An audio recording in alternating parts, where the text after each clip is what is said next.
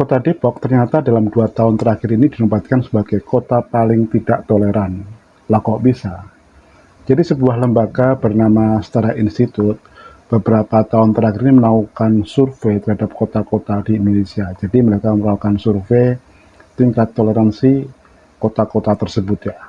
Jadi pada tahun 2021 mereka mensurvei sebanyak 93 kota.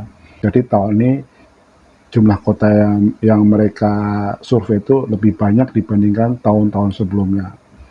Nah, yang mengejutkan ternyata kota Depok meskipun Setara Institut menambah kota yang disurvei, kota Depok masih saja menempati kota yang paling tidak toleran. Lah kok bisa ya? Jadi kalau kita perhatikan di sini, Setara Institut itu mempunyai 8 variabel atau indikator untuk menentukan skor tingkat toleransi dari kota tersebut ya. Kenapa Depok ini menjadi kota yang paling tidak toleran ya? Kalau kita pikirkan Depok ini dekat dengan ibu kota ya, termasuk kota yang majemuk, modern, karena di situ juga ada perguruan tinggi terbesar dan tertua di Indonesia yaitu Universitas Indonesia. Kalau kita perhatikan Depok itu adalah kota urban ya, di sana banyak pendatang dari berbagai kota, juga dari sekitar Jabodetabek yang berpindah ke Depok. Tapi yang mengherankan, kenapa Depok itu menjadi kota yang tidak toleran, terutama ya kalau kita kaitkan dengan 8 indikator dari Setara Institut ya. Atau karena Depok selama beberapa periode ini dikuasai oleh sebuah partai yaitu PKS. Bisa jadi, bisa iya ya. Karena kalau kita pikirkan Depok ini kota sebenarnya kota modern yang harusnya istilahnya mengedepankan toleransi, heterogenitas ya. Dan juga kota majemuk. Jadi sedikit mengherankan kalau Depok ini dicap sebagai kota yang tidak toleran ya. Masuk akal juga kalau kita kaitkan dengan beberapa kasus yang muncul di Depok ya.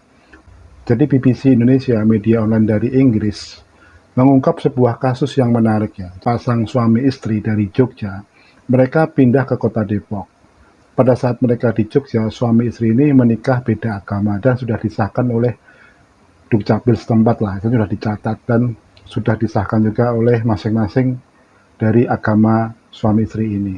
Ketika mereka pindah ke Depok, justru mereka itu disuruh pindah agama atau menyamakan agamanya. Ini suatu hal yang aneh menurut saya, di mana pernikahan mereka sudah sah dan dicatat oleh negara. Tapi begitu mereka ke Depok, malah disuruh menyamakan keyakinan mereka. Karena pihak Dukcapil Depok tidak bisa mencatat pernikahan mereka di data kependudukan mereka. Bahkan mereka sudah sampai ke kantor agama, Dukcapil. Nah, ini yang sungguh mengherankan, di mana Depok itu kayaknya bikin aturan sendiri ya. Nah, ini salah satu kasus yang mungkin jadikan salah satu Depok itu menjadi kota yang dicap tidak toleran atau mendapat skor rendah dalam hal toleransi oleh Setara Institut. Sebenarnya ada beberapa kasus lain seperti Masjid Ahmadiyah yang pernah dipersekusi ya di kota ini ya. Mungkin sebenarnya ada kasus-kasus yang lain yang mungkin tidak terekam atau terekod oleh media atau tidak terpublikasi oleh media.